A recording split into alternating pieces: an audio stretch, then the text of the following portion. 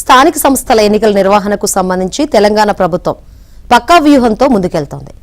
ఓవైపు బీసీలకు 42% రిజర్వేషన్ కల్పించేందుకు ప్రత్యేక జీవో జారీ చేసేందుకు కసరత్తు కొనసాగిస్తూనే మరోవైపు ఎన్నికల నిర్వహణకు అవసరమైన వివరాల సేకరణ సన్నాహాలు ముమ్మరం చేసింది. ఈ క్రమంలోనే ప్రత్యేక జీవోను రేపు విడుదల చేసేందుకు సిద్ధమైంది. ఆపై ఎన్నికల నిర్వహణకు సిద్ధంగా ఉన్నామంటూ ఎన్నికల సంఘానికి లేఖ రాయనుంది. ఆ తరువాత ఎన్నికల స్కెడ్యూల్, నోటిఫికేషన్లు వెలువడనున్నట్లు సమాచారం.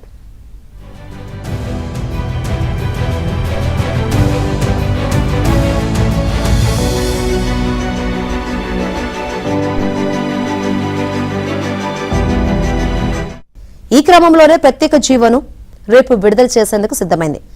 ఆపై ఎన్నికల నిర్వహణకు సిద్ధంగా ఉన్నామంటూ ఎన్నికల సంఘానికి లేఖ రాయనుంది.